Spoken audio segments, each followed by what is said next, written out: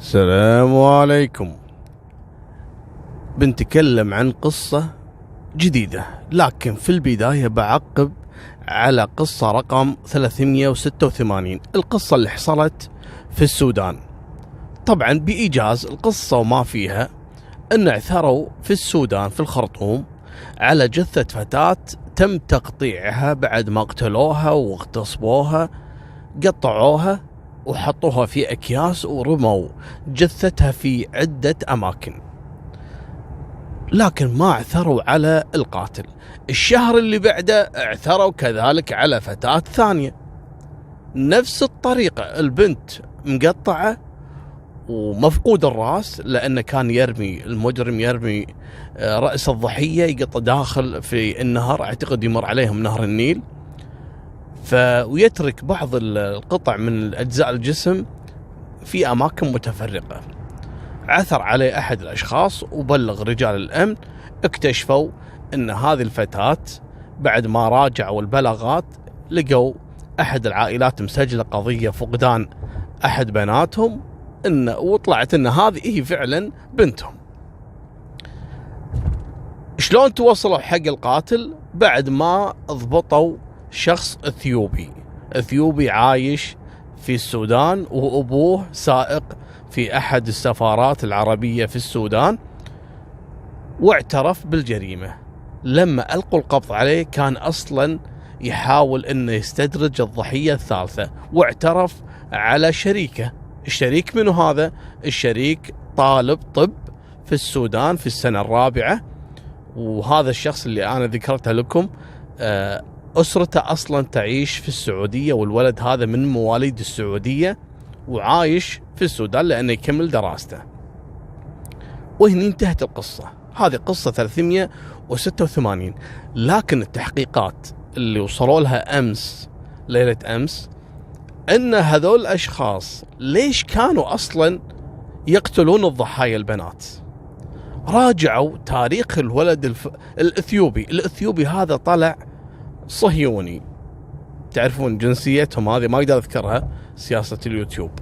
هذا الصهيوني اصلا عنده موقع في الانترنت وعنده في السوشيال ميديا، وهو من عبدة الشياطين، وكان اصلا مسوي له نفس الجروب، وغالبيتهم فتيات سودانيات، وكان اصلا شغال عليهم يعني اغراءات انه يستدرجهم عن طريق ان اصلا هو يوزع شوكليت، يعني مسوي نفس ماركة شوكليت ويستدرج الفتيات، ولما يستدرجهم يدخلهم عاد بجو الاستنارة، وان انت مستنير وعقلك متفتح ويجب انك تفهم حقيقة الواقع، وشوي شوي يجرهم الى عبادة الشياطين اللي هو الانسان، والراس راس ماعز. هذه معروفة عندهم، حتى ان ظهرت له مجموعة من الصور انه يحط علامة اللي على عينه هذه انه يعني المسيح الدجال.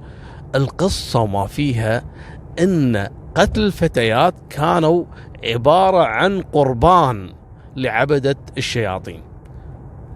تقول لي ابو طلال ليش يعني ذكرت هالمعلومة وليش ركزت عليها؟ هذا اثيوبي. الاثيوبيين في منهم مسلمين وفي منهم تبع الصهاينة. حصلت عدة جرائم قتل في الكويت وفي السعودية وفي البحرين وفي كذا دولة خليجية، والقصص مشهورة. وأشهر القصص اللي حصلت عندنا في الكويت، لما الخادمة الأثيوبية اللي قتلت بنت كفيلها قبل ليلة زواجها، اقتلتها في غرفة نومها. وهذه القضية مشهورة، تقدرون ترجعوا لها وأنا ذاكرها في اليوتيوب. القضية اللي سبقتها كذلك فتاة كانت نايمة في غرفتها، ودخلت عليها الخدامة الأثيوبية وسددت لها عدة طعنات وهي نايمة المسكينة. كان الحدث شيء مروع، وصارت ضجة عندنا في الكويت. ليش الخدامات، بعض الخدامات أقصد أنا الأثيوبيات، يرتكبون هالجرائم؟ ما حد كان مصدق إن الموضوع موضوع طقوس. الحين القضية هذه صايرة في السودان وصايرة عليها ضجة مو طبيعية، لكن رب ضارة نافعة. هذه قاعدة تبين لك حقيقة بعض يعني الفئة من الإثيوبيات أو الأثيوبيين أقصد، بعضهم مو كلهم، في منهم مسلمين وناس محترمين وناس زينين، وفي منهم يعني يتبعون نهج العبادة الشياطين وما الشياطين كذا. تقدرون ترجعون حق هالقصة، واحذروا أي واحد لما يجيب له خدامة أثيوبية يسأل هذه من وين، هل هم من القرى اللي فيها المسلمين أو من القرى اللي فيها الربع الصهاينة هذول، هل لها خلفية يعني دينية في عبادة الشياطين والقربان والأمور هذه. ترى فعلا عندهم تضحية في بعض الفتيات كنوع من التقرب إلى إلههم هذا التيس، اللي إنسان على راس صخلة، هذا ما التيس. هذا مو موضوعنا. موضوعنا القصة الأغرب. أنا ذكرت قصة حصلت في البحرين، اللي هو رجل الأمن الباكستاني اللي قتل الفتاة البحرينية، في قصة رقم 385. تقدم لها هذا رجل أمن باكستاني ويعمل في حراسة المدارس، عجبتها البنت هذه طالبة، وقام يتحرش فيها ويحاول انه يعني يبي يضبط البنت، يبي يتزوجها هو. فرفضت البنت، راح حق ابوها وكلمهم، قالوا له اقلب وجهك اطلع برا، ما نزوج احنا غير البحريني، وهذا حقهم كيفهم عاد. لكن هو ايش سوى؟ راح خذ سلاح الامن اللي هو لانه يداوم في الشرطه، فاخذ السلاح ودخل عليهم بالليل وذبح البنت، اطلق عليها النار، اصابتها الرصاصه في عينها، وسدد لها كذلك الطلقة الثانية عشان يتأكد انها ماتت، وهرب والقوا القبض عليه. والقصة هذه مشهورة وانا ذاكرها في اليوتيوب. حصلت نفس القصة وين؟ في سوريا قبل 4 أيام. شنو قصتهم؟ هذا في واحد شباب، ولد عمره 19 سنة، اسمه رامي خالد حذيفة، عمره 19 سنة، ويحب بنية اسمها بيسان عمرها 17 سنة. الولد رامي راح حق عائلة البنت بيسان، قالوا ما أنا أحبها وبدي أتزوجها، ومن الحكي هذا قالوا لي يا عمي أنت يعني ما عندك شيء، وكيف بدك تعيشها، وما عندك وظيفة، وما عندك بطيخ، شو بدك يا عمي؟ حل عنا، روح شوف لك شي شغلة يعني بعدين تعال تزوج. المهم طردوا، قحطوه من البيت. الولد زعل، توقعوا ايش سوى؟ لو امسكه من رقبته بس. الحبيب تعرفون الحين سوريا الله يرد ايامها ويرد مجدها ان شاء الله، ويهدي سرهم ويرد هالبشر الى بيوتهم. الحين منتشر عندهم السلاح بشكل شيء عادي عندهم، من هالقنابل اليدوية. هذا رامي ملعون الجدف راح جاب له قنبلة يدوية وراح دش على بيت بيسان. البنت قاعدة في البيت ومعاها أمها، لا لهم ولا عليهم. بتزوجوني إياها؟ حاط إيده داخل جيبه. تزوجوني بيسان ولا ما بتزوجوني؟ يقول حق الأم. قالت يا عمي خلاص انت شو بدك تعملنا مشكلة، خلاص يا عمي روح لا يجي بيها لا يذبحك. هيك لكان، هيك لكان. ويقوم يطلع القنبلة اليدوية اللي داخل جيبه ويفتح صمام الأمان مالها هذا ويقطها بينه وبين بيسان وبين أمها شوي، وتنفجر القنبلة اليدوية. ويذبح، حسبي الله عليه، يذبح البنية عمرها 17 سنة في عمر الزهور، ذبحها بقنبلة يدوية، وهو بعد مات. والأم أصيبت بإصابة يعني خطيرة جدا، وانقلوها للعناية المركزة، وإلى الآن الأم بين الحياة والموت. حسبي الله عليك، يا ويلك من رب العالمين، نار جهنم وبئس المصير. البنت هذا وضعها وهذول أهلهم هذا وضعهم، شنو تقتلها وتروح تجيب لي قنبلة يدوية؟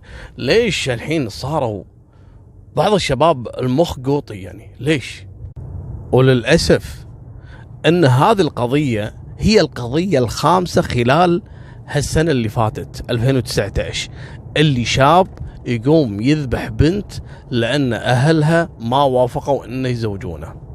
وهذه نصيحة، وأنا مريت في هالمرحلة وسمعت أشخاص يتضايق لما يتقدم حق واحدة مثلا ترفضه، ولا يبي واحدة لكن صعب انه يتزوجها مثلا، او انه ما في توافق اجتماعي او طبقي بينه وبين اي فئة او اي بنت، وممكن انه يكون هذا سبب لرفضه.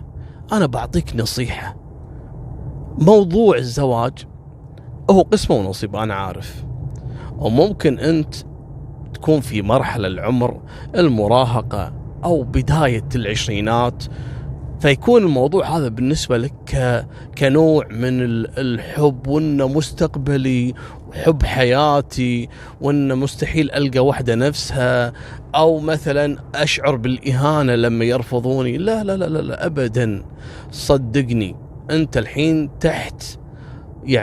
تحت رحمة الحب، او تحت رحمة الغرام والهيام، هذا يخليك ما تفكر. بس لو انك تؤمن بان رب العالمين كاتب لك خير، صدقني راح تكتشف بعدين ان البنت هذه اللي انت تركتها والله انها خيرة ممكن تلقى افضل منها واحلى منها واغنى منها واطيب منها. ممكن اللي كنت تبي تاخذها ان رب العالمين ما راح يوفقك وياها، ممكن انت تمرض ولا هي تمرض، ولا ثاني يوم طلقتك، ولا عندها مشاكل، ولا تصير مصيبة بينك وبينها. لكن رب العالمين ممكن انه خاش لك الافضل، انك راح تلقى واحدة اللي فعلا راح تسعدك. كل ما كبرت بالعمر كل ما كان اختيارك افضل. احنا ليش دائما نقول استعين باهلك إذا تبي تتزوج، وخصوصا إذا كنت في عمر المراهقة أو العشرين، لأنك مستحيل تفهم طريقة الاختيار الصحيحة. عشان رب العالمين ييسر أمورك وأن تستمر عملية الزواج، ما يصير باكر طلاق وعيال بينكم وتبهذل. إذا أنت وضعك المادي غلط، لا تستعجل التقدم وتورط نفسك وتورط بنت الناس وتفشل أهلك. لما تكون مستعد ماديا اجتماعيا جسديا فاضي، مو انت والله للحين قاعد تدرس وموظف وتبي تتزوج، لا، ريح امورك، رتب نفسك وتزوج والله يستر عليك. ومن يستعفف يعفه الله، ومن يستغني يغنه الله. هذه نهاية سالفتنا، وفمان الله، مع السلامة.